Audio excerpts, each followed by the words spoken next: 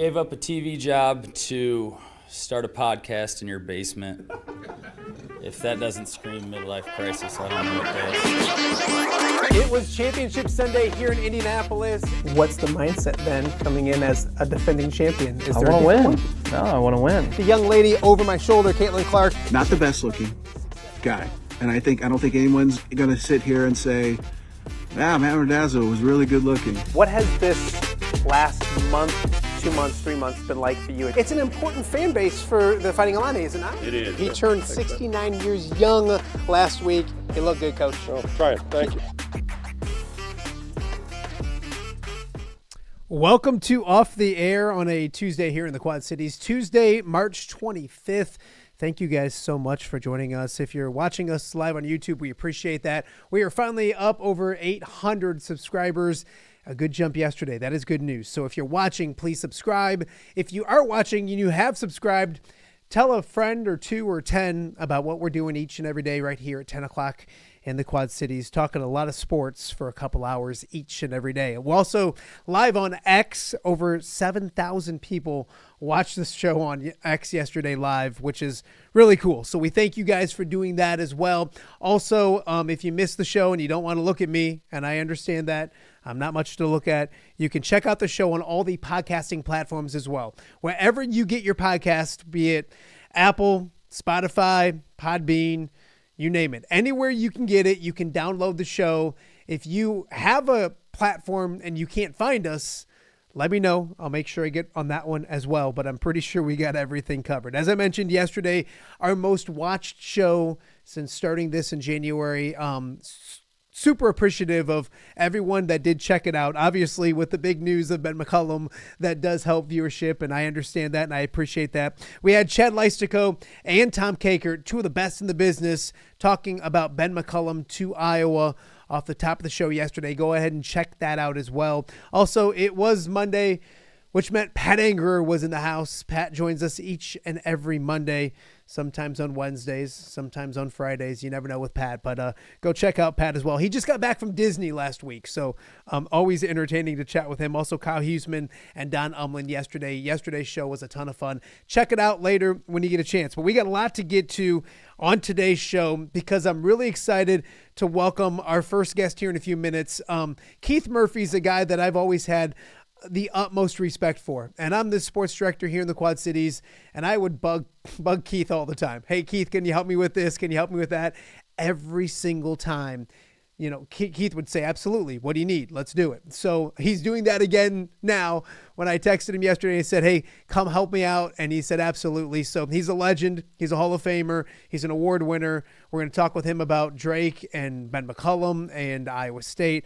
A lot to get to with the Keith Murphy coming up in a matter of moments. Also coming up later in the show, we ignored the Illini a little bit yesterday, and that wasn't for anything on purpose. There was breaking news with Iowa, but we're going to talk a lot of Illinois. Was this season frustrating? Was it disappointing? Also, Portal Combat opens up. That's a big thing in Illinois. They have the money. So we'll talk a lot of Illinois with Mike Cagley from the Illini Guys coming up later in the show, and a lot more. A couple quick notes before we get to our first guest. Brock Harding has narrowed his list from 6 to 3.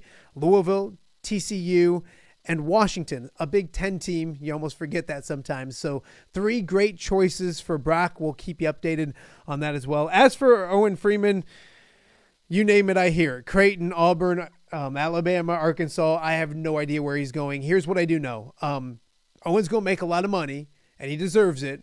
And Owen's going to come on the show as soon as he figures it out. He's already told me that, which I appreciate that as well. So we'll see what those two former Moline State champions get to do here in a little bit. But we start with March Madness. And as of right now, there's no college basketball left in the state of Iowa. So it's a perfect time to give this man a break because Keith Murphy, I know these days. I remember these days. They're busy. So first and foremost, thank you for doing this. You look, I mean, you're fancy with your background and everything like that. And I mentioned it, for 25 years, I bugged you constantly, and you were always gracious and said, yes, you did it again last night. Thank you for doing this. And thank you for your friendship. I appreciate it. Oh, I'm glad to do it, Matt. I think the next stage here, we've now moved from the television studio to the office to my home. I imagine like in 5 years, you'll say, Keith, can you just join me from your bed? You don't even have to get out. We found a way to drop a microphone from the ceiling and just use your phone, and then I'll do it. I'll just be in bed with a cup of coffee, because we keep finding ways to make this more and more comfortable. Absolutely. And I'll be honest, because you're an influence and you're an inspiration when I decided to do what I did, because I knew about the radio show. I listened to it when I was in Des Moines for state tournaments, and then now what you're doing with Everywhere Iowa, that's inspiring. I watched it, and I got 4 boys, and they're busy as can be. And I thought, well, there's a way I can continue to do what I love and be a better dad, because Keith's doing it, and all those people in Des Moines are doing it. So I thank you, because you have to evolve in this business. I think you guys have done that with Sound Off and everything you continue to do. You have to evolve, or you're just going to get old. And I think that's what you've done really well. Thank you for that. And thank you to Iowa Everywhere for inviting me and allowing me to kind of improve my quality of life, because that's what we're all looking for, is to try to find that balance. And Iowa Everywhere has helped me do that. So I appreciate that in my increasingly old age. Oh, you look great. You look great. You're a young pup, Keith. I've always told you that. A busy day. A busy weekend in your area, because obviously here it's huge Iowa fans, but the Drake isn't as a big of a thing. But you're right there in your own backyard, and you have this amazing coach at Drake now going to the state university. It breaks officially yesterday at 8:00-ish, whatever it was. Your thoughts when you hear about it over the weekend in the last couple weeks, but Ben McCollum, University of Iowa, does it fit? It absolutely fits. This guy can just flat out coach. He is closer to being Bo Ryan than he is to being Todd Licklider. He's the guy that can beat your Jimmies and Joes with X's and O's. I mean, he is a fantastic coach. Some of the great coaching minds in America reach out to Ben McCollum and have for years for strategies and ideas. And I don't know that he reveals all of his secret sauce, but he does talk to coaches, and he is so respected. I mean, that comes with winning more than 80% of your games and 4 national championships. But then to do what he did at Drake, somehow, Matt, if anything, it's underrated. This guy took 4 starters from Division II, which means guys that were overlooked by 350 Division I schools. No one wanted them. He took those 4, transferred to Drake, and in what everyone thought would be an absolute rebuilding year, won an NCAA tournament game, won a school record 31 games, won the regular season and conference championship. It is absolutely incredible. And I do think this guy can win at any level. And I think he can do more with less. And even though Iowa is clearly going to step up its commitment to basketball and try to make Carver Hawkeye Arena more conducive for fans to enjoy themselves at games, I think you still have to be realistic that you're not going to have the budget of some of the upper tier Big Ten programs, but this is a guy who can win with less talent than some of the other programs. And it's what Iowa football has to do. It's what Iowa State football has to do. And it's now what Iowa basketball will be able to do with this guy. He's really good, and Drake is really depressed that he was only here 11 months. You look at money, and you mentioned money. It's a big business now. Has Iowa learned anything during this? They're not going to be the upper echelon school giving a ton of money to basketball right now. And Chad Leistico brought it up yesterday. They got to feed 4 mouths, because wrestling's a big deal, women's basketball's a big deal, men's basketball and football. So they got a lot of mouths to feed. But did they learn anything, do you think, during this process that they need to have that commitment even improve a little bit in order for them to stay competitive with the rest of the Big Ten Conference? I think they did learn some things, and I think the fans drove that bus.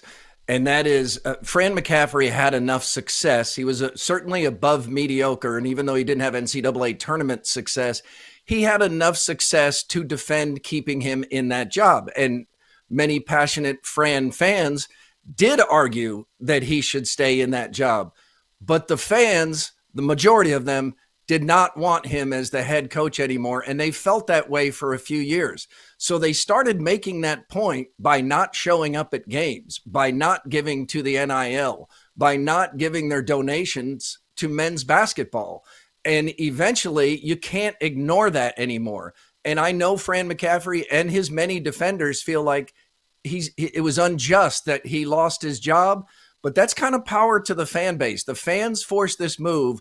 And I think what you're going to see now is a renewed commitment from some. It's silly to say like, oh, Hawkeye fans won't support men's basketball. Are you kidding me? Yeah. Ask somebody who followed Iowa men's basketball in the 80s, in the 70s, even going back that far, or in the 90s. They'll support men's basketball, but they have to want to support it. And for all the reasons I'm sure you've been over many times, Fran McCaffrey just did not connect with the fan base, didn't fit well what Iowans are looking for in that position. And you can get away with that if you win enough. But he didn't win enough. So the fans forced the change, and Beth Getz paid attention. And I think you're going to see renewed excitement with Ben McCollum, with Bennett Sturts going over to Iowa. I think you'll see a couple of other guys follow him over there. I think you'll see a couple of Hawkeyes back out of the portal and go back to Iowa. And when all of that happens, I think you're going to see renewed excitement because, Matt, you know this as well as anybody. Look at women's basketball. Look at wrestling. Of course, Hawkeye fans will support this, but they have to believe in the direction. And I think they will here under Beth Getz, and I think she'll also make some improvements to the fan experience, which is badly needed. Keith, I had people last year tell me that it was Carver Hawkeye. That's the problem. And then I went to Carver Hawkeye like a few days later and watched. I'd never heard it as loud, obviously. I compare it back to, I remember talking to Steve Rowe, who we both know very well, and I said, is this the loudest you've ever heard Carver? And he said, I got to be honest. He's like, I will always say the game after Chris Street passed away, the first home game against the Fab Five, is the loudest I ever. And he's like, I have to say that. But this is right there with it. So it's not a Carver problem. It's not a fan problem. It's, you have to put the product on the court. So Iowa's process, they swung at Darren DeVries. I don't know how well they did or whatever, but that didn't happen. They needed to get one of these two Drake guys. And I think if you look back, some think they got the better Drake guy for what Iowa is. Your thoughts going through this? You know them both really well. You've covered Coach DeVries. You've covered Coach McCollum this year. Did they get the better fit maybe for Iowa City with Ben McCollum, with DeVries going to Indiana?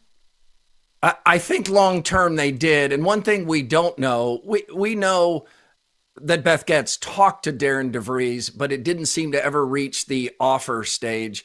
And what we don't know, and maybe she'll never reveal, is who was her number one choice. Because you can certainly build a case for Ben McCollum, but I think most of us said all along that he has the higher ceiling.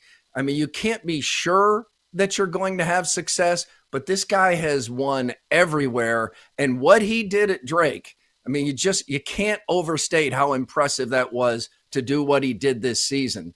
So I think he's got the higher ceiling. Doesn't need the financial commitment that, say, an Indiana can give to a Darren DeVries. I do think initially DeVries would have excited the fan base more.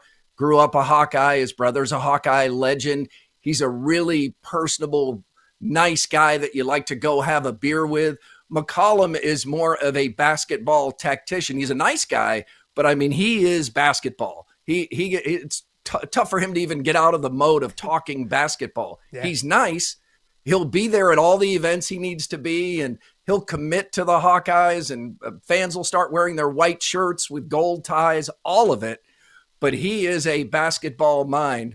But I think one of the things we even discussed on Murph and Andy for a while was, if you're a Hawkeye fan, and we were asking this of our producer, Andrew Downs, who's a big Hawkeye fan, we said, if you could have Tucker DeVries for 1 year or Bennett Sturts for 1 year, which would you rather have? And there was quite a bit of debate about that, because at the time we thought it's going to be one of these two coaches. You're going to rent a guy for 1 year, kind of. Which guy would you rather have? And a lot of people made the case they'd rather have Sturts because he plays, that guard position that controls the game. And more people flipped over to that position after watching the Drake Missouri game. Because, Matt, I know you watched it. And Ben McCollum coached circles around Dennis Gates. I mean, he absolutely dictated pace, tempo, how the game was flowed. And his coach on the court, Bennett Sturts, who played the entire game, everything ran through him. And it was like a master class. And I think that's the night any Iowa fans that were hesitant about McCollum went, oh, yeah, this guy is really good. This is not Todd Licklider. Keith, it's funny because in the Quad Cities, we kind of keep an eye on Drake and see what they're doing. But you mentioned it, until March Madness, until maybe the Valley Tournament, they knew it was a good story and they were good, but I don't think they paid attention. And then they started paying attention. And one maybe fault of Fran McCaffrey over these years is that his point guard play hasn't been amazing. They haven't had that guy. And in college basketball, having that point guard, especially in March and in the NCAA tournament, is super important. So you mentioned dictating tempo. I think there's some people maybe here in the Quad Cities that don't know a lot about Drake that get worried. There's that, oh, is he Todd Licklider kind of nonsense, which I think is so far off base, it's ridiculous. But talk about what they're going to get stylistically, because I think he can do whatever he needs to do. I look back to some of his Northwest Missouri State days, and they averaged 80 points a year in some of those years. Is he just going to dictate the tempo that helps his team win, or what kind of style of basketball will we see at Carver Hawkeye Arena next year? Well, he will do whatever he has to do to give his team the best chance to win, and he is able to do that. And you're right, Matt. I'm glad you went back and looked at some of those Northwest Missouri State teams, because many of them averaged in the 80s and often scored more than 90 when he could play that style of ball and win. He went to Drake with 4 starters from Division II the previous year and said, okay, we have to find a way to maximize every possession. And Drake led the country in shooting with less than 5 seconds on the shot clock. And it all worked for Drake. He completely dictated the way the game is played. And I would also say that the people who watched that Missouri game, if you love basketball, did you find that game boring? I didn't. I didn't find the way Drake played boring. I thought like crisp passing, really strategic offensive sets that work, 13 steals of a team that was clearly faster, bigger, more athletic. But Drake's defense found ways to completely flip the game over to more offensive possessions. All of it was done in order to give Drake a chance to win. And that's what he'll do. And he's kind of known as a guy that always has to have a great point guard. He thinks it starts with the point guard. But I've asked questions of people, and they're surprised when they hear this answer because they saw Bennett Sturtz against Missouri, and even the broadcasters were saying Sturtz is the best player on the court. Now, this is against an SEC team. Yeah. And you ask, like, do you know what Sturtz was in Division II last year? Do you know how good he was? I don't know. I'm assuming he was, the National Player of the Year? No, he was second team all-league. Yeah. Second team all-league. I mean, it's not like this was a guy that McCollum somehow talked into going to Northwest Missouri State. Nobody else wanted him. Yeah. Mitch Muscari, same way. You look at his shooting percentages every year, up, up, up, up. This is a guy who develops talent and knows that it starts at the point guard position. So he's a really good coach. Can we guarantee this will work? No, but I can't imagine a guy that is better suited to go in there and win. And he's the first Iowa men's basketball coach that's an Iowa native in more than 50 years. That's kind of cool. That's very cool. Keith Murphy is being very cool and joining me on Off the Air with Matt Randazzo. Everyone wants to know who's coming back. And I can tell you on our end from the Quad Cities, Brock and Owen aren't coming back. Do you know, who do you think you mentioned? There's some guys out there. Josh Dix is going to make a lot of money. I don't know if they can afford a Josh Dix. We'll see. Price Sanfort's a kid from your area that bleeds black and gold like Peyton did. Can you see Cooper Koch is from Peoria. Dad played at Iowa, a huge connection to the University of Iowa. How does this team look when it comes to those guys? Does he get anybody to come back into the reins next year? I'd first say that I don't know and don't have some inside information of who will come back. My guess, my speculation would be that Price Sanford will go back to Iowa. He wants to stay a Hawkeye. His brother was a Hawkeye, grew up a Hawkeye, as you mentioned. That's a guy who immediately on social media liked the hire with one of those hearts or checks or whatever it is you youngsters do these days. So I think he will end up back at Iowa. I think he got a shot at Josh Dix. He's got some options, maybe even more than he thought. Beyond that, I don't know. I do think 2 or 3 guys will come with Ben McCollum over from Drake, and then they're going to have more NIL money, and it probably will end up frustrating Fran McCaffrey and some of his supporters, but it's not that Iowa's incapable of raising money to get better players. It's that to many of the fans, supporters, donors just had reached the point where they're like, yeah, I'm done supporting the direction of the program like this. I want to change. When the change is made, I'll get back in there with my donations and money. And that's happening right now. So the next coach is going to have much more money at his disposal than Fran McCaffrey did. Keith, what's the secret sauce at Drake? Why is it that they just keep hiring fantastic basketball coaches? They got 3 coaches. Their last 3 coaches are now 3 coaches in the Big Ten. What is it about that school, that athletic director? What's the secret sauce when it comes to Drake basketball right now?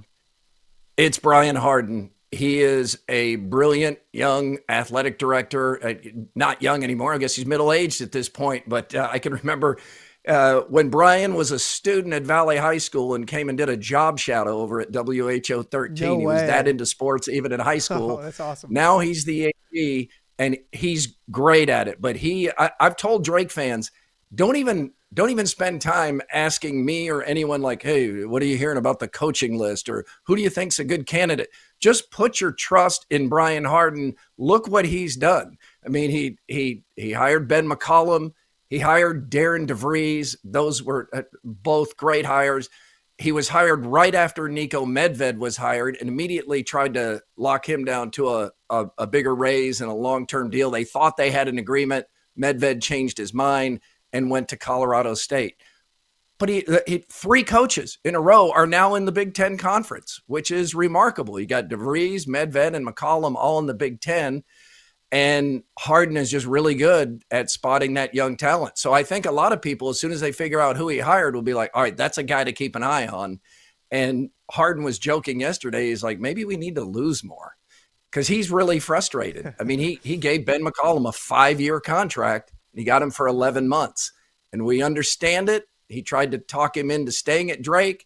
He talked to McCollum about, hey, you can make Drake the Gonzaga of the Midwest. This is a basketball school. You're going to a football school. Why don't you think about staying here? And he really made a real pitch. But in the end, McCollum, looking up to Tom Davis, being a Hawkeye fan his whole childhood, and the increased resources, salary, revenue, all of that was too much for McCollum to pass up. I'm sure it was hard for him to tell Brian Harden that, I'm going to take the Iowa job. But Harden gets it, but he also gets frustrated, and I understand why. No, absolutely. Keith Murphy joining us, and I've had you for 15 minutes, and I haven't talked to you about the Iowa State Cyclones at all. Can you, in 1 or 2 words, describe this season for Iowa State basketball? Is it frustrating, disappointing? What would be your words to describe the Iowa State basketball season that just ended on Sunday? Unfulfilled potential. I think it's a disappointing season, and you feel bad saying that because you could see even in the exit game against Ole Miss, down more than 20, the Cyclones kept fighting. Taman Lipsey and Ames guy was out there at about 60%, just battling, trying to get back in the game. It wasn't lack of effort or coaching. Injuries did them in. Then they lost Keyshawn Gilbert. That's a big loss. You remember watching him in December and January. Yeah. There were many games. He was the best player on the court. And once he got injured, he was never the same. And then Momcilovic got injured, and he did come back, but the puzzle pieces never quite fit the same after January, and they just couldn't get in a groove. 10-9 in their last 19 games. But that team in December and January looked like a Final Four team and a potential championship contender. So to bow out the first weekend, that's a disappointment. But TJ Otzelberger, much like Ben McCollum, is a guy who always gives his team a chance to win no matter who the players are. You remember, Matt, he came out of that 0-18 Big 12 season and took Iowa State to the Sweet 16, which is remarkable. So he's 4 for 4 on NCAA tournaments. He's been to Sweet 16s. Iowa State fans are getting a little bit spoiled by success, but that's what everybody wants, to just count on being in the tournament and hoping that you can advance for a couple of weekends. They didn't get it done. Disappointing would be what I'd say. They'll be active like they always are during the off season. Yep. And they do a great job of it. I think they add pieces. And I was talking to somebody the other day, and it doesn't always work, Keith. Like, just because you have the transfer portal, it's speed dating. And sometimes you do it and you're like, this doesn't fit. It seems to fit for TJ more often than not. What does Iowa State need? Obviously health is the main thing, but they'll tweak this roster a little bit and be back at it again next year, won't they? Yeah, they're going to need to find a shooting guard. Curtis Jones leaves, and man, what a blast he was to watch when he was on a heater. They got quite a bit of returning talent, including several starters. You know, they have Jefferson, they have Lipsy, Momcilovic. They're going to be fine, but yeah, he'll find a couple of pieces because TJ knows what he needs. He needs maximum effort guys who are willing to rebound and play defense, and they can build a roster that can contend without spending, $2 million or $3 million in NIL on one guy. And sometimes that leads to locker room chemistry problems.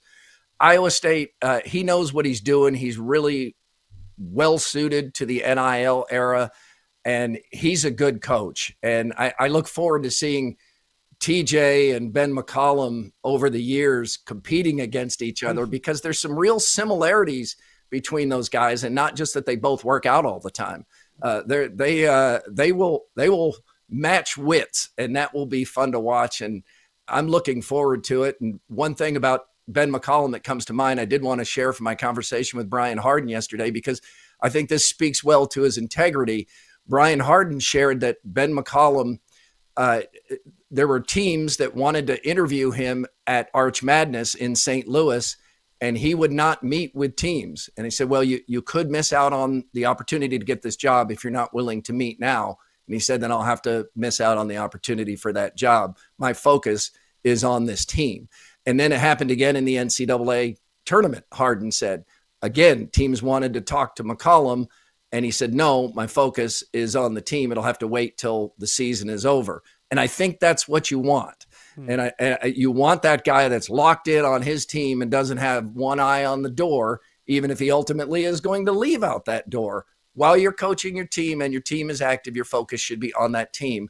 And I thought that spoke very highly of him. And it was nice of Harden to share because, Harden is a little edgy right now, as he should be. He feels burned. Yeah, no, the Will Wade stuff was weird, Keith. It was weird to say, hey, I'm going to go to North Carolina State. It's almost like telling your wife, hey, I'm leaving you and going with this woman. We're going to spend one last weekend and have some fun before we go. It just doesn't make any sense that way. And hopefully my wife one weekend in Cabo and then we're done. Yeah. And obviously my wife, I'm waiting for her to leave me if she ever gets smart enough. But hopefully she doesn't figure it out. Keith, a few more before I let you go.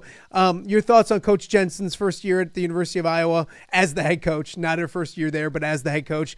You had a team that was 12-7, and then probably one of the best teams the last 14, 15 games of the year.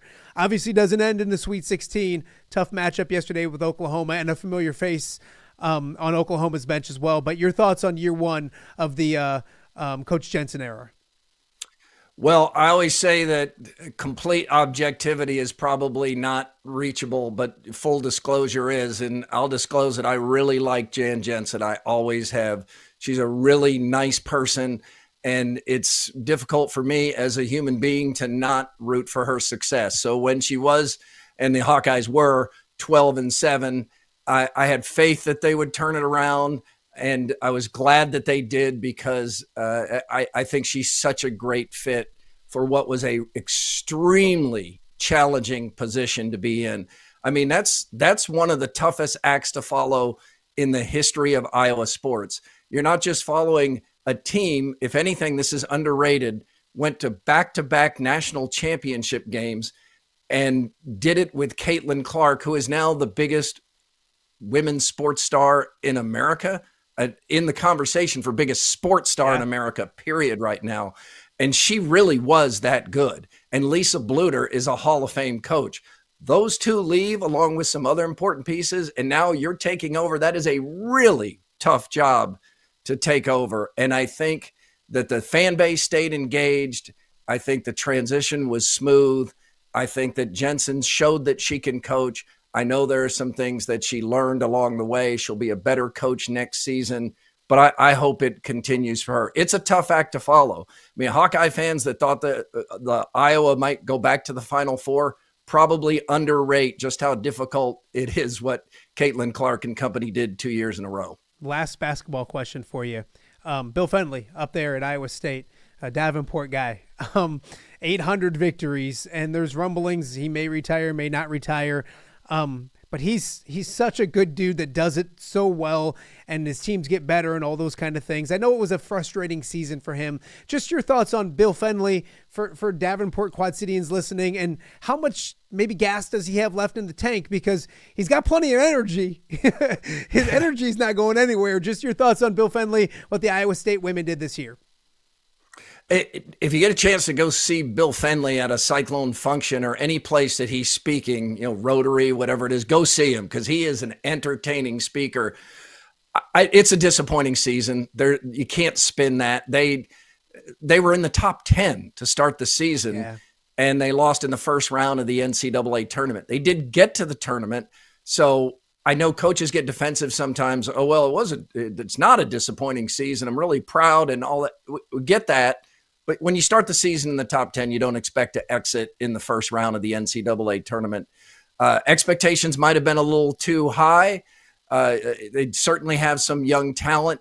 I would imagine some of those former freshmen that were sophomores this season, they probably have a renewed sense of just how difficult it is. And sometimes young people, we forget, most everybody's between 18 and 22, except for those 6, 7, 8-year seniors we have these days. But most people are still in that age group that, Matt, we can remember. We were kind of knuckleheads a little bit at that time. Not that the Cyclone women's basketball team has knuckleheads, but what I'm saying is I think they might have gotten a little full of themselves in the top 10 hype and all that. And now Fenley's going to be able to reach them again and say, we got to work harder. It's not easy. We didn't meet our goals, so let's get better. Let's find a way to improve. I don't see him retiring anytime soon. I think he loves coaching, and I wouldn't be surprised to see him get to 1,000 wins at some point. He's going to keep going as long as he can, I believe. I'd love that. Keith Murphy joining us. Keith, we've had Jake Brend on during the season, kind of talking about the Cyclones, and he's the Iowa Sports Broadcaster of the Year or whatever it was. And I said to him, I'm like, I know he calls me every day to remind me. You've surpassed. Does he call you? Are you on his list? He's got like this list of people he calls every day. I just want to remind you, I'm the Iowa Sportscaster of the Year. Yeah, Jake, I got it. You've called like 30 days in a row. Stop it. That's why I have to introduce him that way. I mean, I have to say it before he comes on. But my question for you is, has the student surpassed the teacher? I told him, I'm like, Keith Murphy, forget about that guy. He's old news. He's the star now, isn't he? I think he is. Yeah, he says he is. So I think you have to go with him on that. Yeah, I'm really proud of him. He is such a good dude. He was a guy that did an internship and then came back and did a second internship. And I was like, you understand, you only need the one internship to graduate. That's how much he wanted to be in this business. Yeah. And he worked so hard and he's funny and he's clearly popular among his peers. Everybody likes Jake. It is obnoxious that he reminds everybody. And like even if he goes into Chick-fil-A, he asked that somebody right after they say our pleasure. Oh, everybody, Jake Brend, Sportscaster of the Year, has just entered Chick-fil-A. A small round of applause, please. That's a little bit obnoxious, but he's so young that he's just kind of a little bit full of the award right now. I understand it. He sent me a shirt that says Jake Brend on the front, and on the back it says Sportscaster of the Year. So I appreciate him doing that. Can you tell people that maybe don't know about Everywhere Iowa and the stuff that you do Iowa here Everywhere? In the Quad, yeah, Iowa Everywhere. I'm sorry. I'm unemployed, Keith. That's when you're unemployed like me, you mess things up. But tell everyone about it, because you can check it out here in the Quad Cities. I love the stuff that you guys do. I check it out all the time. So educate the Quad Cities. First, get the name correct, considering I say it wrong. But tell people about what you guys are doing there. It's iowaeverywhere.com, and that's kind of the base to find everything. But much like your program here, it's on X, it's on Facebook, it's on YouTube, and it was started by Chris Williams, and he's just built it up. He's just looking for a place for local media and for the money to all stay local, because these big conglomerates own most radio and TV stations now, if not all radio and TV stations, and he just wanted to have a place that was local and slowly build it up over time. And he's been doing a good job of that. But there's bigger than 12. There's, legends and listeners with Chad Leistico and Scott Docterman that you mentioned. We have Murph and Andy, two guys, which is Chris Williams and Chris Hassel. Chris Hassel at any time, as you know, Matt, he's either beloved by Cyclone and Hawkeye fans or hated by Cyclone and Hawkeye fans. It just depends on the day of the week. But he's a B. So he's a St. Ambrose fighting B. First and foremost, he's a B like me, so we love him. Yeah, why does he try to pass himself off as some kind of Hawkeye? He's a B. Duke, own it. Duke Schneider is so disappointed in him. He's our professor from back in the day. He's lost his way. Help him out, Keith. Yeah, just say you're a B. You stop trying to be a Hawkeye. Just be what you are. No pun intended. I love it. Overthinking. There's a lot of different programs on there, and I'm proud to be a part of it. It's nice to be able to do this on the toward the end of my career, to have something fun like this and to sit here. Like right now, I am the bottom half. I am still in pajamas. I love it. I figured there's a bed like right to your right. You're going to go jump back in bed till about 1 o'clock and then go into work. I love it. Keith, thank you for taking my phone call or my text and doing this. This has been a blast. I appreciate it so much.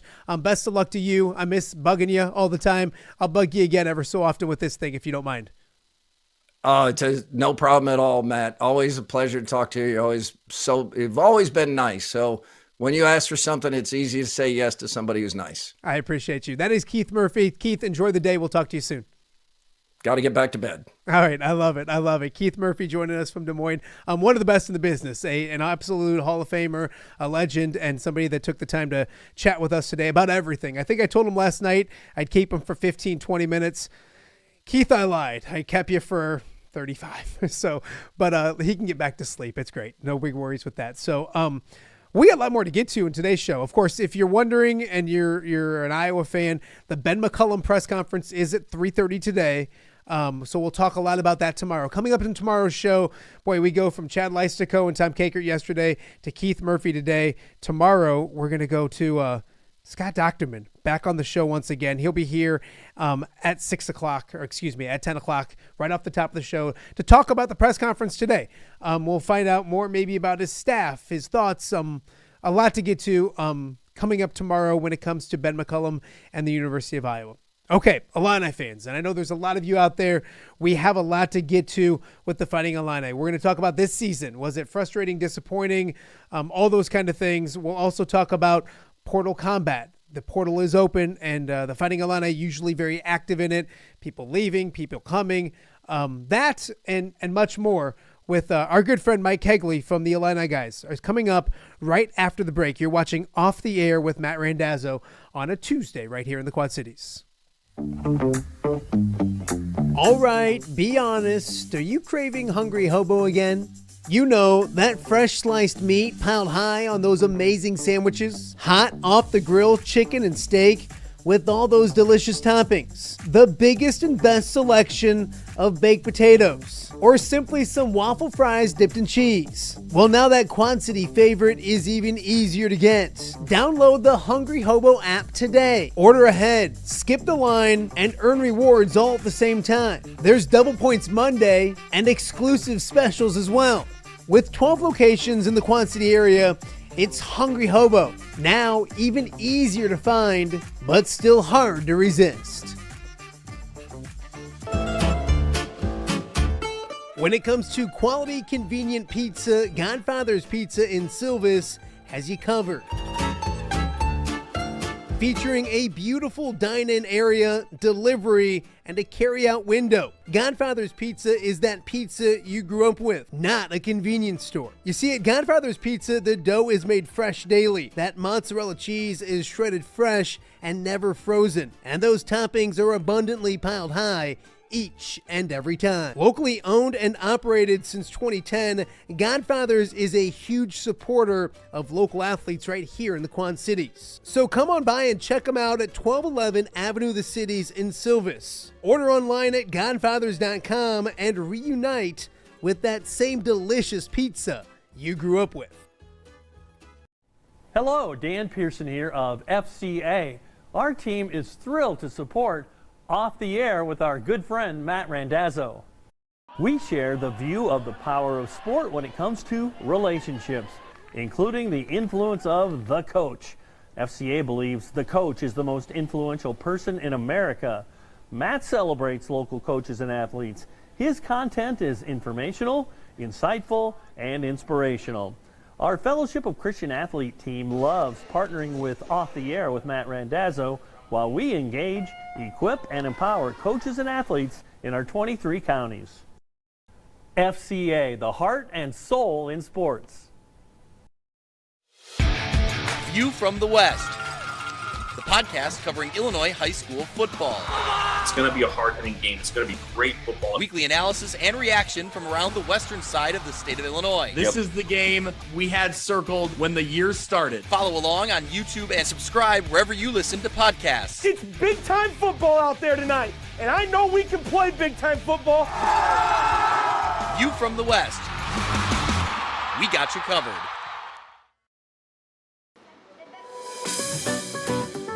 Are you looking for the Quad City's best chips and salsa? There's only one dude to turn to. Right on. Snoop. Hand-cut chips, fried fresh with that crunch you've come to love.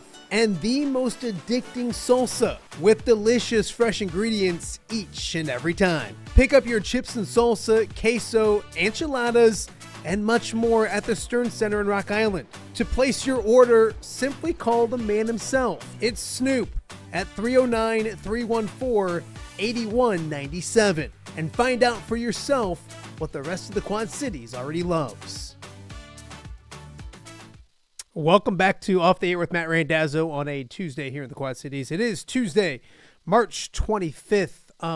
March Madness still in full swing. Of course, coming up today, later on today in Iowa City, 3:30, the Iowa Hawkeyes will be introducing Ben McCollum as their brand new head basketball coach. So we'll have that for you tomorrow. We'll talk with Scott Docterman about the introduction, the ceremony, how it all went. One of the best in the business, Scott Docterman with The Athletic, will join us tomorrow at 10 o'clock. Of course, we just got done with Keith Murphy, and man, was that like a perfect guest to get at the perfect time. One, Keith is the best of the best, but also a great insight on Ben McCollum, on what Drake's going to do and why they're so successful. Think about that. 3 Big Ten coaches have come from Drake. The last 3 basketball coaches at Drake are now all in the Big Ten. That's awesome. So great insight on that. We talked to Iowa State athletics and their basketball program. Then we also talked a little bit about the ladies side of things with Iowa and Iowa State as well. So great to have Keith on. If you missed it, head back, scroll back, check out Keith's interview because that was a ton of fun. But one thing we haven't been doing a lot of is talking about the Illini. We didn't get a chance to do it yesterday, so we have plenty of time to get to that right now. So joining me now to talk all about the Illini is Mike Cagley from the Illini Guys. Of course, Mike was on last week. Everybody loved you, Mike. They couldn't get enough of the Illini Guys. We love that, so we figured we'd have you back to talk about a lot of Illini stuff. And I got in trouble yesterday, Mike, because it was a lot of Iowa talk on here, and they didn't have any part of March Madness. But head coaching searches, as you know, good business. You guys have done a few of them down in Illinois of late. Yeah, it's something that, thank goodness, Josh Whitman has finally started to get rid of doing on a regular basis. Yeah. So Illinois seems to be good, and of course, the Illinois fans. There's a small but vocal group who was all ready to fire Brad Underwood and have him go to Texas, which I just have to shake my head. I'm not saying that any coach is perfect.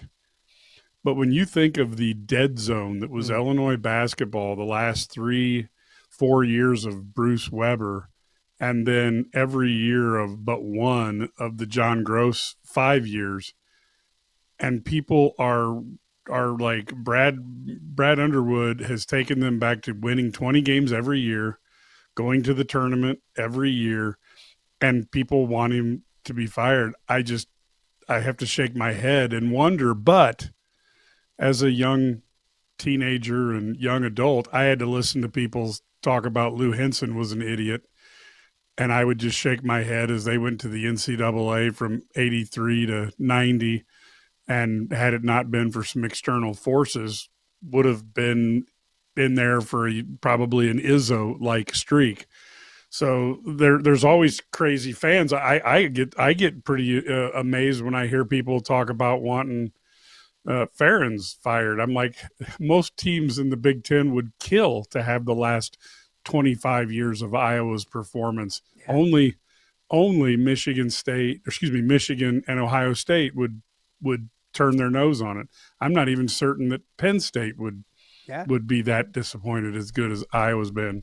No, you're exactly right, Mike. And when you look at it too, I think with Illinois, what Brad Underwood has done is raise the bar. And sometimes when you raise the bar, you hurt yourself. Kirk Ferentz did the same thing at the University of Iowa with the football program. Now, when the bar is 10 wins and you win 8 or 9, you get cranky. At Illinois, when you raise the bar to an Elite 8 and you don't make the Sweet 16, people get cranky, and they probably shouldn't. So let's get into, they got a lot to talk to you about today, but let's start with this past weekend and an impressive performance on Friday to advance to the round of 32. Boy, I walked away from there, and of course our mutual good friend who does a ton of work with you, helps us out, Ked Prince, kind of tweeted about it a lot, but Kentucky seemed like the grown-up team at times, and Illinois seemed like the young team. And that's taking nothing away from talent, because I think talent, they're on par. I would even say talent-wise, the Illini might have been more talented. But when you're looking at guys that play college football or college basketball, for 3 or 4 years, it's such a huge advantage. Is that what you kind of saw on Sunday evening?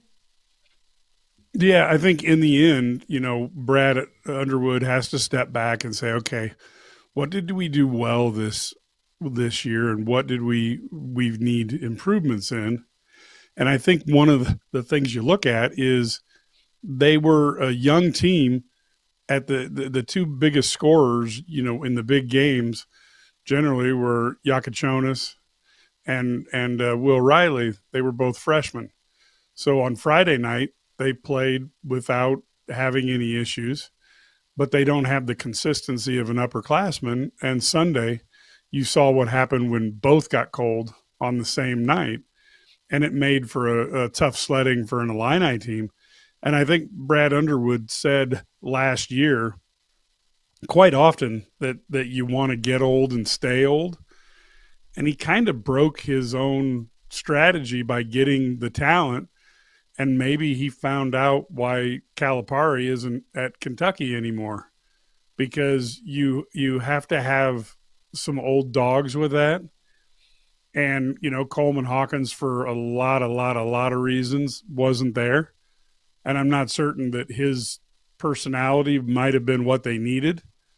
But one wonders, you put a fifth-year senior on this team, maybe that would have worked. Or maybe if they would have been lucky enough to get a guy who had the effect of Marcus Domask. But you just didn't have that this year. And certainly there was no Terrence Shannon, who was both Superman in terms of physical skills, but also had that dogged determination and could fight through anything, which he proved by his performance, despite being, taken to court by somebody who was ultimately proved to not have very, very good, accusations against him. So Illinois didn't have that old dog to help them, and I think they paid for that this year. And I think when Brad Underwood looks at constructing a team, I think a guy like Kylan Boswell will certainly be an anchor for the Illini, but I wouldn't be surprised to see them get another player who's been through the battles to augment the returning Illini and try that getting old a little bit, because I think with maybe one more player with a little bit of age and experience, this Illini team might have been able to get past Kentucky. For as rough as Illinois played, having 26 points against, given to Kentucky by turnovers. Illinois played a rough game and their two best, players had rough offensive games, but they still kept it within 10 points. And you wonder with just a little bit more experience, might that have turned out differently? Well, we'll never know.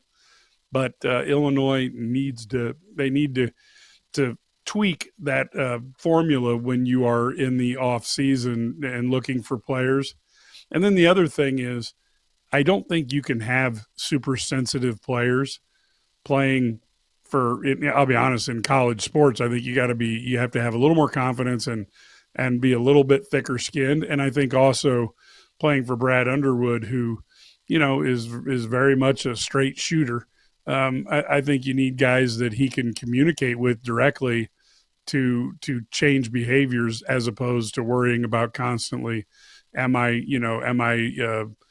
hurting somebody's feelings, or is this something that will they'll bring back out onto the court with them, instead of learning, from what we're telling them.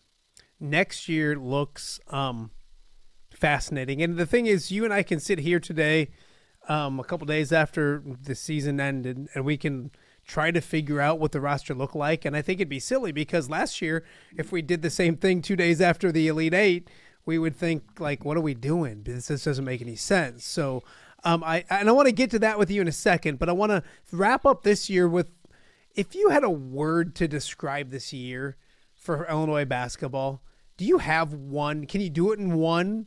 Would it be a couple? Is it disappointing? Is it frustrating? Is it because you don't want to be negative. I mean, they won a lot of games. They had a lot of talent. You could see the talent in spurts, and like you thought maybe if they get hot, they could have a run. Yeah, I won't. I don't do anything in one word, so I appreciate your faith in me. But Brad Sturdy and Ked would laugh at you if you said one word. But I'll tell you what makes this team different was, if this was, let's go back in time. This was 1990 or even 2001. You would be so excited about Illinois' future with Kasparis, with Will Riley, and knowing you're going to have them for at least a second year and maybe a third and a fourth. Very similar to what we had when you had Dee and Darren in the backcourt as freshmen. It was like, oh my goodness, what are we going to see? In the new world of NIL and the new world of early entrance into the NBA, you don't have that journey of watching guys develop over time. And that's the frustration that some fans have. Now, certainly, America right now is the home of the armchair X person who's, is sending out tweets because they know more than any expert ever knows. And people are frustrated. And of course, these kids take a huge amount of abuse. It's like, well, this guy's a mercenary because he came over here and he's making money and the team's not winning enough to make me, Joe fan, happy. So there's a lot of people who look at a player who's here for 1 year as a mercenary. And I don't know, to me, it's like they've been criminally underpaid for my entire lifetime, considering the revenue that these players bring in for the schools. I don't have a problem with them getting paid. But I do think it would be nice if you could figure out a way, maybe it wouldn't stop guys from going to the NBA, but if you could have a way that your NIL contracts would at least guarantee a couple years. Yeah.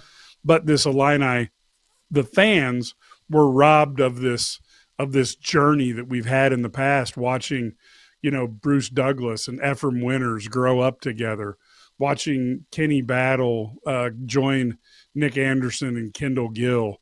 Watching these teams evolve over time. Even Eddie Johnson, people forget, Eddie Johnson, who was one of the guys who started Illinois back in the early Henson years. He came in as an All-American and didn't play as much his freshman year. And yet by the time he was a senior, he gets graduated, in the upper half of the first round. That was a great journey for Illinois fans to take with Eddie Johnson. And we don't get that anymore. If I thought next year we were going to see Yakachonis and Will Riley, and they might be competing for Big Ten Player of the Year next year, and along with, Tomislav and Morez, and you start stacking the names, you would be like, man, this is going to be an incredible journey. And you only get 1 year, which is why you have to have older players, because Duke and Kentucky have proved over the last decade except in extremely rare situations, the older guys are going to beat the younger guys, even if the younger guys are more talented. And people go, oh, well, what about, Anthony Davis? But that was the year that Cal had a bunch of guys who stayed and he ran his, hockey line type of thing. And so there were older guys on that team. Yeah. And Illinois, Illinois went really young this year. And I don't think that Brad Underwood would do that again. But then again, I don't think Brad Underwood's particularly caring what my analysis of the season is. It's with Brad, it's kind of mind over matter. He doesn't mind, and our opinions don't matter. So he's going to be fine. But I got to think he's probably, because that's a competitive man, and he's trying to figure out, how do I get better than I was this year? No, you're exactly so there's right. my one-word answer. Yeah, you're exactly right. You can't answer anything in one word. No, and I completely agree. Mike, you watch this team, and you're like, man, that's a year away. That team's a year away from being really good, and you don't get to see that year away because things are going to change. I want to kind of go through a roster with you in a minute, but when you have Will Riley and KJ, and you look at them, it's funny. Jim Madsen joins the show a lot. And Jim, I think earlier in the year, I said, I'm really excited to see Will Riley next year and how good he can be. And that was before, obviously, he ascended maybe towards the second half of the season. And he just kind of looked at me and he said, yeah, but like, he's not going to be there. How much, towards the end, I was more impressed with Will Riley than KJ, and that's taking nothing away from KJ. The turnovers got to him. I felt there was a little more of a toughness with Will Riley, although he's super young, than KJ. If you had to keep one of those guys, and I know you don't get to choose, but if you got to choose one or the other, which one would you like to see? Which one would you build a basketball team around? I'll put it that way. That's the easiest way to put it. Yeah, I wouldn't really care, but Will Riley is the one that you have. It might be a small chance. Mm-hmm. But it's probably a greater chance than seeing KJ back. KJ, everything we've seen, and I'm very fortunate because Kedrick Prince and Brad Sturdy, they're guys who the NBA scouts call to ask about players. And they do that because Brad and Ked have been evaluating players and writing about it, and they have a track record of being correct on players that goes back over 20 years. Now, when you look at that, when they talk to the NBA guys, it sounds like there's no way that KJ drops below 10. Yeah. Now, as soon as I say that, you never know what's going to happen because Ayo went pro with a promise from at least one team and maybe two that he'd go in the first round, and then he ended up going in the second round. So there's no guarantees in life. But KJ looks to be a top 10 pick. And if you think about the amount of money that he can make for himself and his family, it would be malpractice to tell him to stay. Because if you could make $20 million, $25 million, why would you come to Illinois, even if you could make a couple million and, you tear an ACL and all of a sudden you're down $18 million. So, and I'm not even certain how much a Lloyd's of London insurance policy would cost to pay for that, to cover that eventuality. But he's going to get what appears to be generational money because he's 6'6", because although he struggled this year, he can handle the ball and he can shoot. Now, the other thing that a lot of NBA teams is they did not like the way Illinois used him. And they would like an offense that was a little more reminiscent, let's say, of what Matt Painter runs for Braden Smith, where KJ would come off of picks. He wouldn't be the main ball handler as often. And then they would get him the ball on the wings after somebody ran through, Tomislav and Morez. And now KJ gets the ball out there with some room to operate and the ability to shoot unhindered. So, he's going to get a slightly different role in the NBA. I think it's going to take him some time. But the weird thing with him, and I don't know that we'll ever really know, but if you take a look at him game for game, and then the mysterious left forearm injury, he was never the same player. He had like one, maybe two games that were good after that. But people forget that he set a record. I think he had 6 20-point games in a row as a freshman for Illinois, which is unheard of. And he was never the same after whatever happened with that left forearm. And the funny thing is when he got, quote, he came back, then Tomislav got mono. And then Tomislav then sprained an ankle. And then he had a little bit of a recurrence of the flu. Trey White and Will Riley got the flu. And then after you're thinking, okay, everybody's back to normal, Morez breaks his wrist. So this team just had some really star-crossed luck. And so they look like they were peaking to have a really, really special year in early January. And then a string of those things, it basically meant that we saw shots of them. I mean, they ran Michigan off the court at Michigan. Yeah. And now Michigan's going to the Sweet 16.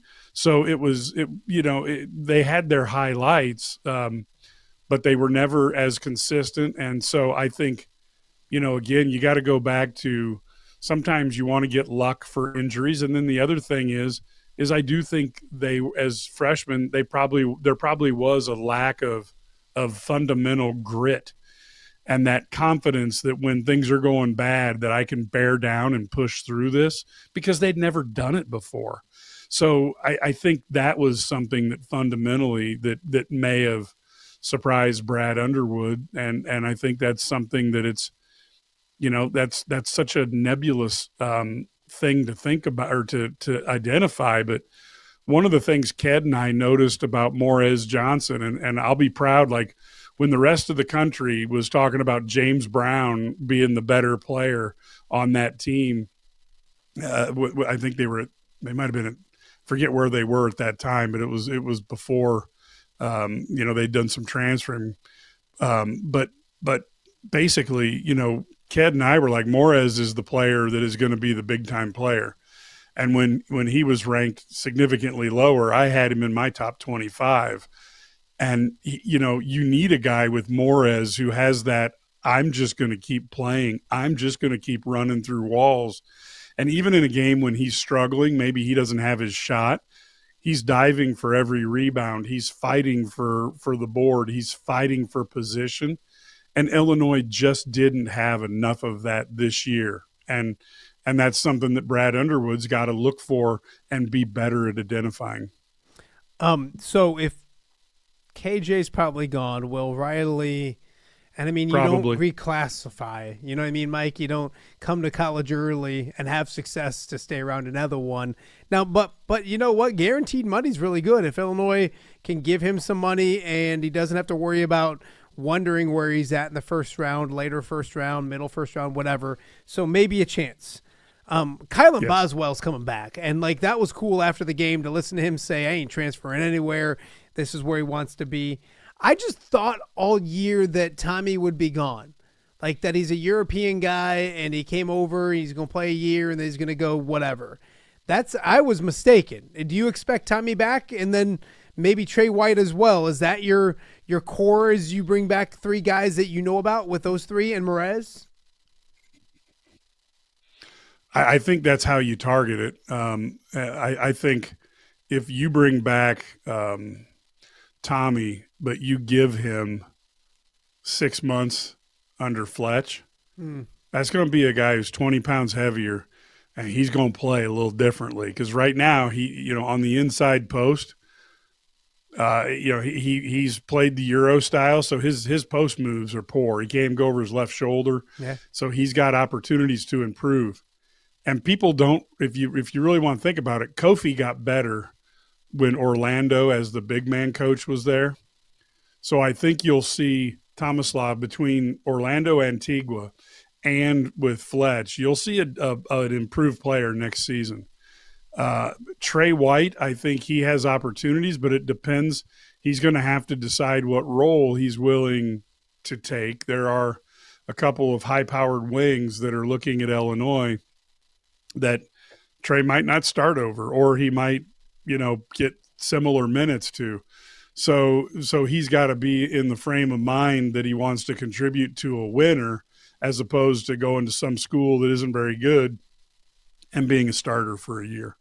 So he's got to figure out what he wants. But I think Boswell, Morez, and Tommy, that's a trio that you can. That's cooking with gas. Mike is. I'm sorry, Mike. Where's I was going to say, yeah, go ahead. Yeah, Ty's probably going to end up. The thought process is that Ty is going to end up transferring. That's what I kind of thought as well. Yeah, we don't know, and he took everybody by surprise by doing the red shirt thing, and so that shocked everybody.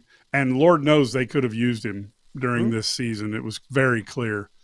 So it was unfortunate the way that worked out. And now you'll see, next year, like I said, you think, Jake Davis probably be back. Jason Jaxtis, who redshirted, is putting on a lot of weight. They expect him to be a guy who maybe next year can play 5 minutes a half at center at close to 7 foot. You've got him in there.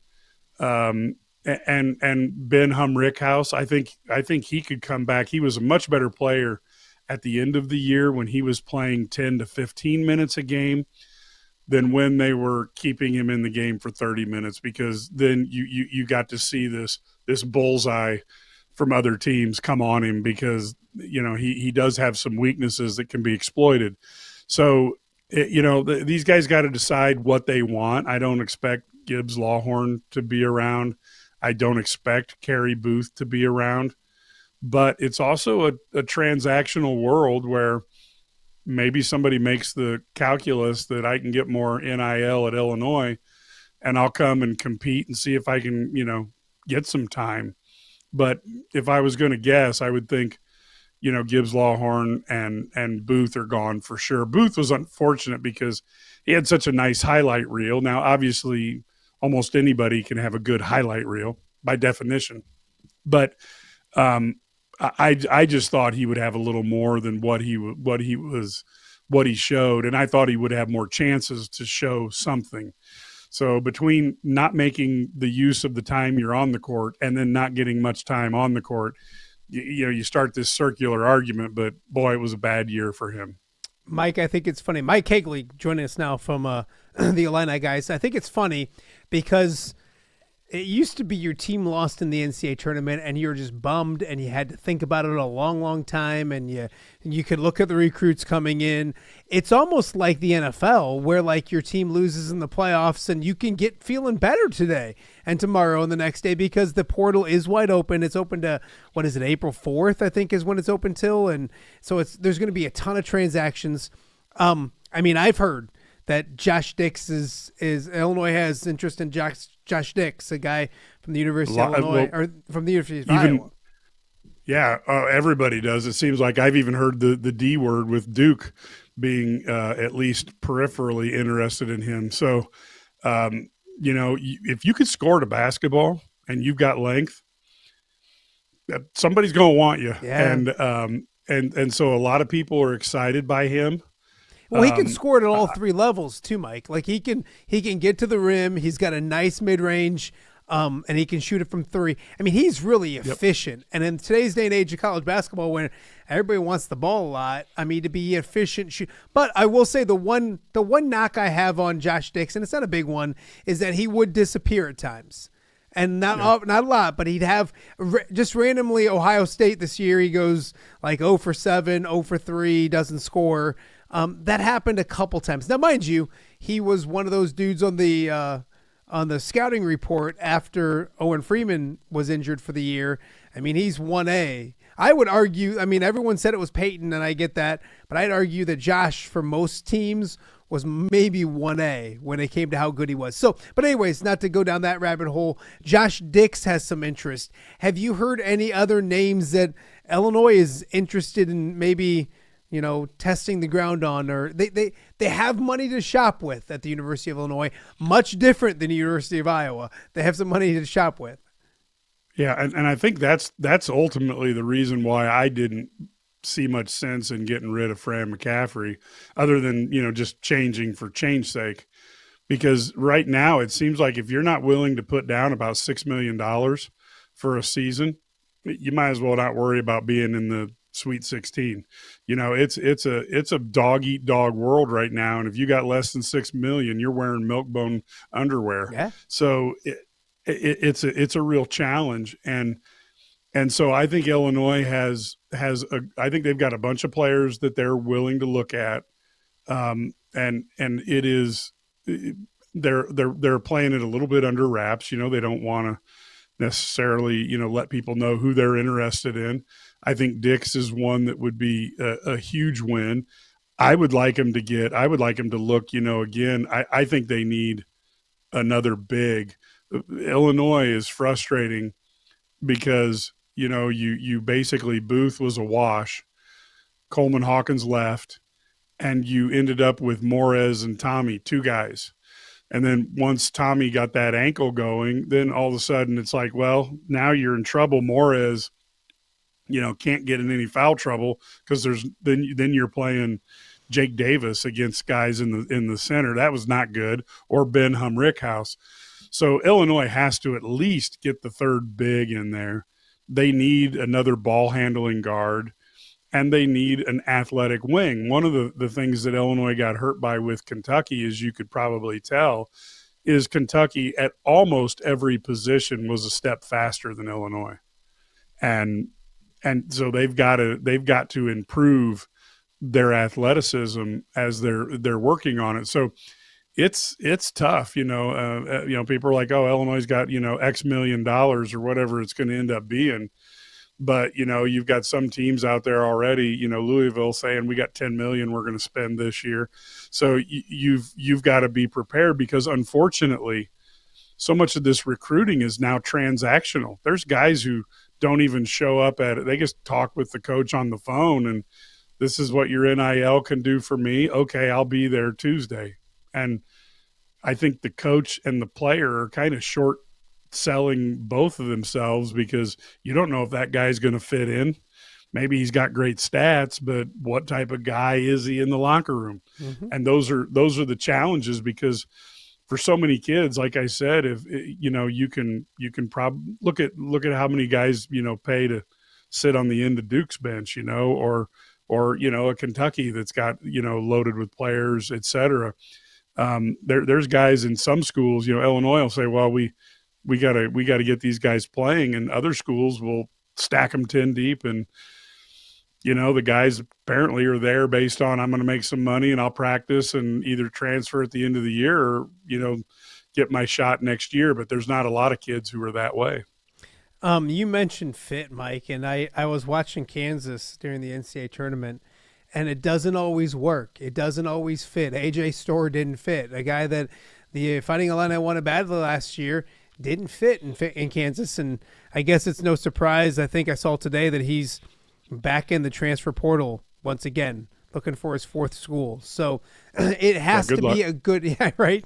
It has to be a good fit, and I think that's something that fans, they like to go shopping and they like playing fantasy football, fantasy basketball, and it's college basketball is not fantasy sports. It's college basketball. I would say, pro sports aren't fantasy sports, but I think even more so college sports are nowhere near it. So what have you learned? What is, Brad Underwood learned quickly about this new era? Because you can find results that, Ben Humrickhouse didn't work out, really. Obviously, he might come back next year, but he wasn't the player that Illinois thought they were getting. Kerry Booth is exactly the same way. It just didn't. You get that commit, and you look and like, man, he was pretty good as a freshman at Notre Dame. He's going to make a nice jump next year.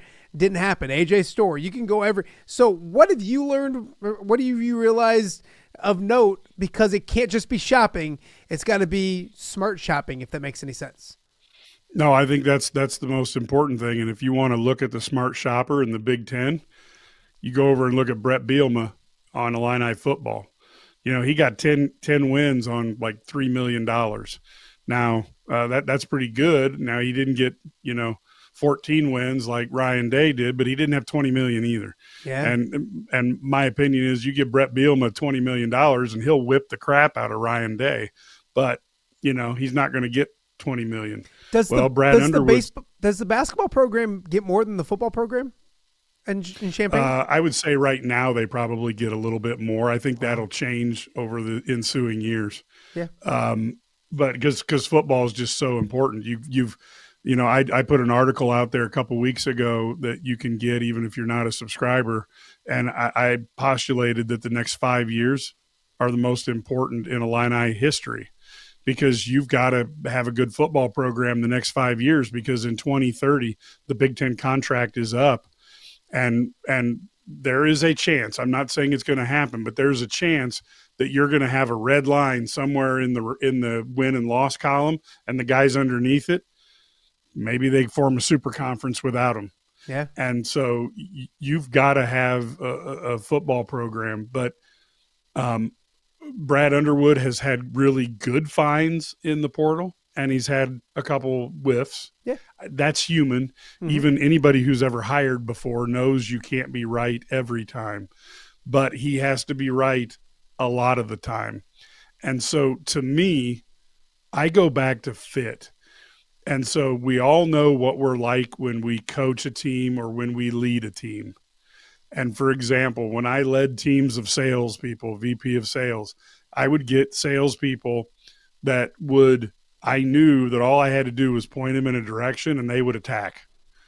I didn't need, mild-mannered reporters like Clark Kent. I needed, guys who were going to go after it like Batman. Okay, so I looked for that personality type. And Brad Underwood is a rough and tumble, straight shooter who's going to tell you can ask him whatever. You can ask him how good he thinks you are, but you better have your seatbelt on when the answer comes, because he's going to give you an honest assessment, and you may not like it. And if I went to him and I said, "Hey, Brad, I would like to know what you think of Illini Guys, but I better sit down and be ready to take some medicine, because he's going to give you an honest opinion."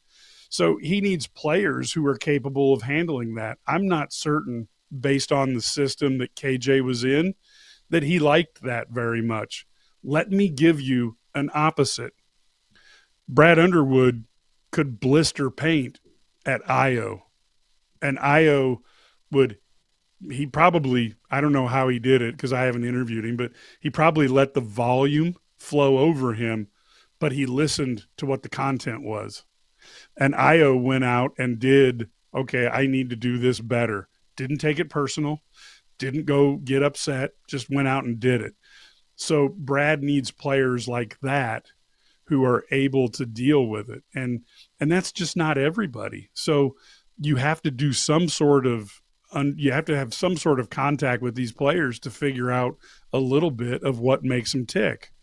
I don't know how you coach things with your kids, but when I coached AAU ball around Bloomington, Illinois, I wasn't a guy who yelled an awful lot at my team, because I felt like if I coached them during practice, they should understand what I'm doing. And the only reason I have to raise my voice is because it's loud in a gym. Every once in a while I would, and they understood that it was then important because I was raising my voice. But everybody has their own style, and you need somebody, like, for instance, if somebody needs to be yelled at to play well, I'm probably not the best coach for them. And so, Brad's got to look at the guys who are able to take that. Like when I had coaches who yelled that made Brad Underwood look like a choir girl. And it doesn't bother me to be yelled at. But again, we're all different. Yeah. And so what works best? And I think he has to know that. And that's really hard in the portal, when instead of people worried about, do I want to play for Matt Randazzo? All they're thinking about is, Matt said I could get $1 million. And that money. And look, I've never had anybody offer me $1 million. So it's easy for people to say, hey, grow up, Mike. But the bottom line is you got to think about, is this the coach that I want? Will he and I work together? And I'm not, and the coach needs to be saying the same thing about the player. Is this somebody I want to coach? Because if the coach is caught up on, hey, he's 20, 10, and 5, and the player's caught up on, I want to make $1 million, there's a lot of ground that the fit can get kind of screwy on. Yeah, you mentioned it, like you look at some of those kind of things and you don't know. You look at it's speed dating, Mike. Like, you don't have a chance back in the day to get to know a coach for 2 years as they recruited you, watch them coach, be at games when they're at games, and observe. You have to make a decision. And what's the number one reason they're probably going to make that decision? You mentioned it. Money talks. And the money is going in minutes. Money in minutes. 100%. It's funny you mentioned, and I have 4 boys, and one's probably watching in high school when they shouldn't be. They should be in class. But he loved it when I yelled at him. Probably didn't love it, but he responded well when I coached him and I yelled at him. And now I have a 10-year-old that I'm starting to coach more, and he doesn't react the same way to it. And it was funny. I coached him in basketball. He came home one day and he's like, "Dad, you're kind of rough on me." And I was like, "Really?" And my oldest heard him, and he's like, "What did he say?" And he's like, "He said this and he said that." And he just looked at him and said, "You ain't seen nothing yet. Wait till he gets old enough to he's sharping F-bombs at you and all that kind of stuff." So people are different, and you have to learn that. As a dad, I learn it in time. You don't get the chance to learn it. You just got to figure it out and go. And that's how mistakes do happen. Mike Cagley joined us from the Illini Guys. Mike, I can't let you go without asking you about some of the Big Ten news, especially one here in the Quad City area.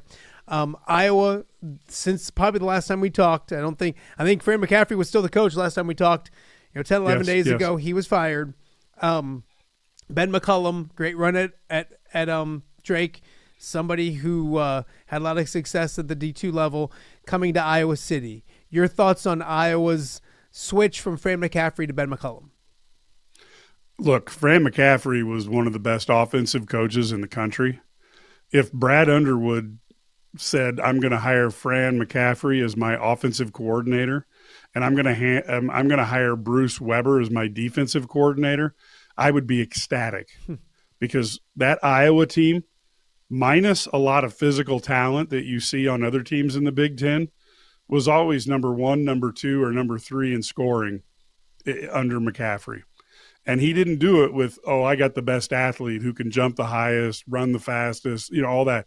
He did it with guys who they would run a killer offense, and those guys could shoot, and he made sure they could all shoot. Whereas, sometimes at Illinois, I'm like, these guys could shoot in high school. What happened to them? That never happens at Iowa. Something in the water. I mean, it never happens at Iowa. On Ben McCollum. So obviously there's the Darren DeVries rumor out there. He goes to Indiana, another hated Illinois school.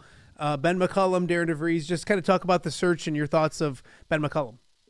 Yeah, I think McCollum's a good coach, but Darren DeVries took the job at Indiana, in my opinion, for one 3-letter word, NIL, because he's going to have $6 to $10 million to spend, and if he was at Iowa, he would have less than that. Oh yeah.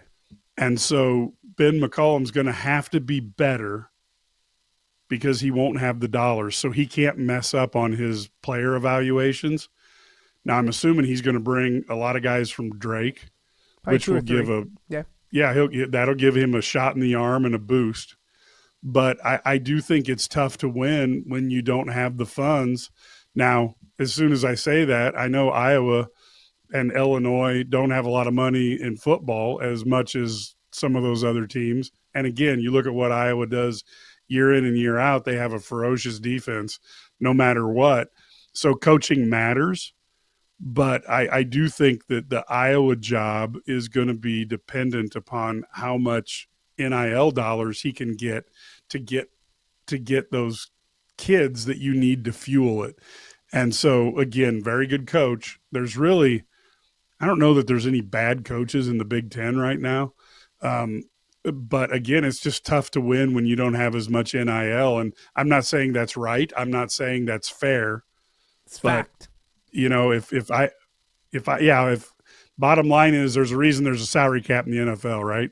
Yeah. And so if you have less NIL funds than other teams, that just means your margin for error is less. Now he's a really good coach. We'll see how he can do.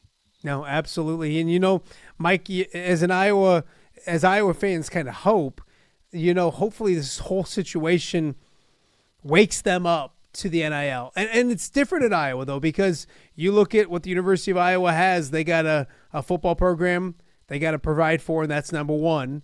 They have a wrestling program that you can get a little bit outside NIL with, but it's a big thing. The women's basketball program is something you have to continue to pour money into because it's revolutionizing and helping revolutionize, college basketball on the women's side of things. And then you have a pie of four that you got to split up. So, but hopefully, you re-energize the fan. It's all about smart shopping, Mike. We kind of talked about it with you have to be efficient. You can maybe get 2 or 3 and pay them a good amount, but you got to develop the other ones in order for them to come along. And then here's the problem. You develop, you got to retain. You can't just develop. And then they say bye-bye if you don't. It's wild. It's absolutely wild. So, well, I appreciate you doing this. This was fantastic. I think there's a lot of sometimes the off season's more exciting than the actual season itself. And I think it's going to be a really interesting 2 or 3 weeks for Illinois basketball to see where the chips lay. And not just these 2-3 weeks, because you remember last year, things changed. Will Riley was a later ad. When did KJ come over last year? It wasn't in April, was it? It was a little bit later on. It took a little longer to get all the stuff done, internationally. So we'll see how everything pans out. But if people want to continue to get the most updated stuff with yourself and Brad and Ked and everybody else, Illini Guys, tell people here in the Quad Cities, how do you jump on board? How do you get your Illini fix each and every day? Yeah, you do. You go to IlliniGuys.com and you go ahead and subscribe. It's only $99 a year. That's where we started it when we started in early 2021. We haven't moved up our prices despite inflation and everything else. We would love to have people join. And the reason why is because, we have Brad and Ked, and their connections are so deep with the Illinois staff, but their connections are throughout the Big Ten. If Brad's in a gym and Tom Izzo comes in, Tom Izzo says, "Hey, Brad, how you doing?" They've been covering for so long, and they have such connections. NBA scouts call them. So they're tied in across the country. And so when it comes to Portal Combat, and that's what we call it at Illini Guys, on Portal Combat, these guys are at the top of their game, and we get more subscriptions from April to June than any point of the year, which is crazy because football season's going so well and basketball under Brad Underwood's been so good. But people want to know who's being looked at, who's not being looked at, who's fallen by the wayside. And Brad and Ked are the guys who do it. And they get information across the Big Ten because they've been around for so long. So come here and join. We would love to have you. Our message boards are what makes us so good for a couple reasons. One is it's interactive. So you can talk to Brad, you can talk to Ked, myself, Larry, any of the Illini guys, Matt Stevens, or you can go on there and just look at what we have, because we have rumors. These are things that there's nobody who's willing to come out and say, yes, I'm the source. So we can't do a story on it, but we can say, it's rumored that this, that, and the other thing is going on, to give you some inside knowledge on what's happening behind the scenes. Now, I know nobody wants to see the sausage being made, but sometimes it's fascinating how you end up with one player versus another. And many times, sometimes the other player ends up being better than the one you thought you were going to get. So it's pretty cool. No, absolutely. I would encourage everybody to do that. It's crazy, and Kat ain't watching this, so we can. I don't like to compliment him in front of him, but it's crazy. Exactly. Sometimes he knows stuff about the other schools, about Iowa. I mean, he was the one who told me about Josh Dix before Josh Dix was even in the portal, obviously. And I knew he was going, and I knew where he was going to be interested. And he's like, Illinois is the thing. And sometimes I'm like, oh, yeah, right, Ked. It's always Illinois. And then I talk to 2-3 other people, and I'm like, damn it, Ked's right. So really good stuff there. Make sure you guys check it out. Mike, I'm going to talk to you again about the Illinois and the Illini soon. But we are now 27 days away, my friend, from the road to WrestleMania being over and WrestleMania in Vegas. So we will be doing a WrestleMania special that I'm already recruiting you for to be on with us to do. So we'll talk. I got a quick question for you. Yeah. What did you think of Cena's promo?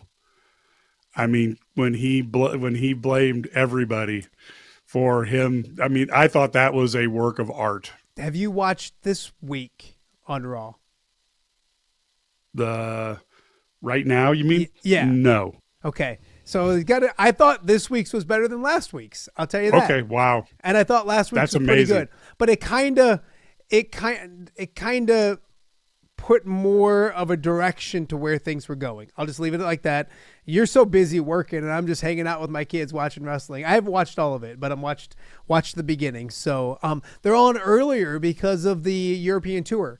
So they put them on Netflix at like 3, 4 in the afternoon, and you can kind of get to it quicker. So, Mike, I always appreciate you guys, and everybody, Ken, all you guys at Illini Guys. I want to encourage everybody here in the Quad Cities, go check them out. I tell Mike all the time, there's a ton of great Illini fans in the Quad Cities. The Caravan needs to get their butts back to the Quad Cities as well, because we keep giving you guys good coaches. We give you Brett Bielema, and we give you Shauna Green, who we didn't even talk about today, and you guys can't even come up and visit the area. Hopefully the Illini Caravan gets back here sometime soon. That's unfortunate, and I would tell people, again, if you enjoy what you hear from me, the Illini Guys Sports Spectacular is on WFXN, 12:30 a.m. Saturday mornings from 8 a.m. to 10 a.m. And so if you don't like us, you can turn us on and cuss at us. If you do like us, you can turn us on and listen to us. Either way, turn us on. I love it. I love it. He is Mike Cagley with the Illini Guys. Mike, we'll talk to you again real soon. Thank you. All right. We got a lot more to get to here on Off the Air with Matt Randazzo on a Tuesday. Of course, coming up later today, Ben McCollum will meet the media in Iowa City for the very first time. But we got more to get to right now. We'll be back right after this. All right, be honest. Are you craving Hungry Hobo again? You know, that fresh sliced meat piled high on those amazing sandwiches, hot off the grill chicken and steak, with all those delicious toppings, the biggest and best selection of baked potatoes, or simply some waffle fries dipped in cheese. Well, now that Quad City favorite is even easier to get. Download the Hungry Hobo app today. Order ahead, skip the line, and earn rewards all at the same time. There's Double Points Monday and exclusive specials as well. With 12 locations in the Quad City area, it's Hungry Hobo, now even easier to find, but still hard to resist.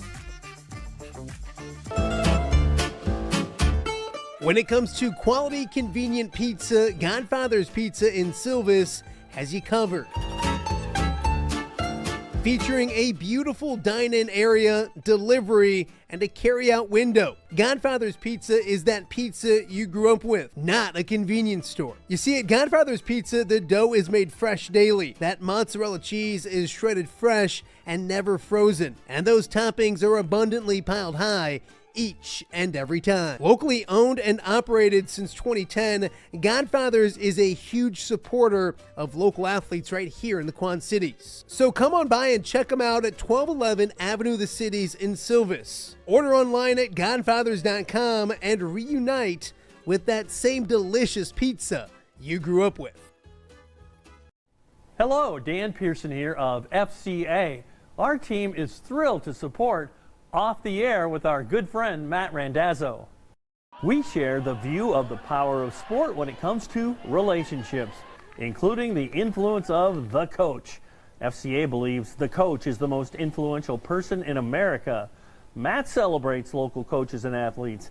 His content is informational, insightful, and inspirational.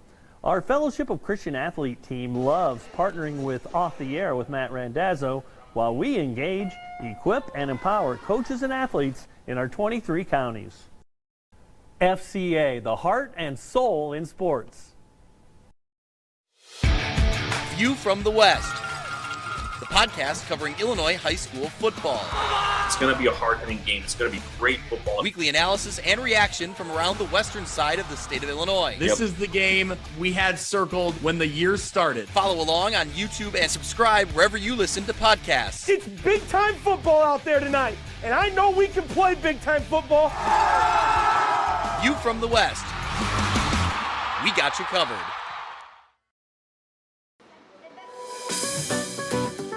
Are you looking for the Quad City's best chips and salsa? There's only one dude to turn to. Right on. Snoop. Hand-cut chips, fried fresh with that crunch you've come to love. And the most addicting salsa with delicious fresh ingredients each and every time. Pick up your chips and salsa, queso, enchiladas, and much more at the Stern Center in Rock Island. To place your order, simply call the man himself. It's Snoop at 309-314-8197 and find out for yourself what the rest of the Quad Cities already loves. Welcome back to Off the Air on a Tuesday here in the Quad Cities. Tuesday, March 25th it is. Thank you guys for joining us. It's been another fun show. Great conversation with Keith Murphy as we started the show. Keith, a legend in the state of Iowa, a sportscasting legend. Still doing great things with Iowa Everywhere and WHO in Des Moines. Talked to him about, obviously, Ben McCollum. That press conference comes up at 3:30. We talked to him about how Drake bounces back and why they're so successful. The last 3 Drake coaches are all in the Big Ten right now. We talked to him about Iowa State. We also talked to him about the Iowa women and the Iowa State women as well. So if you missed Keith Murphy, go back and check him out. Also, we just got done with Mike Cagley from the Illini Guys. Talked a ton of Illini basketball, what happened this year, the future, portal combat, as they call it down in Champaign. So it's been a fun show so far. Of course, some breaking news during the show, just official, not surprising by any stretch, but Bennett Sturtz officially in the portal and committing to Iowa. So, most publications I just looked at on social media had him as the number 1 transfer in the country. Obviously, not out there for very long. Heading to Iowa, giving Iowa a point guard that shoots 40% from 3, the Valley Player of the Year. I think that translates really. We talked to Keith Murphy earlier, and he said, it's interesting because people thought Bennett Sturtz was this star on the D2 level, and he was an all-league player. He wasn't the best player in the country. He got better last year and made a huge jump at Drake. I think that continues at the University of Iowa.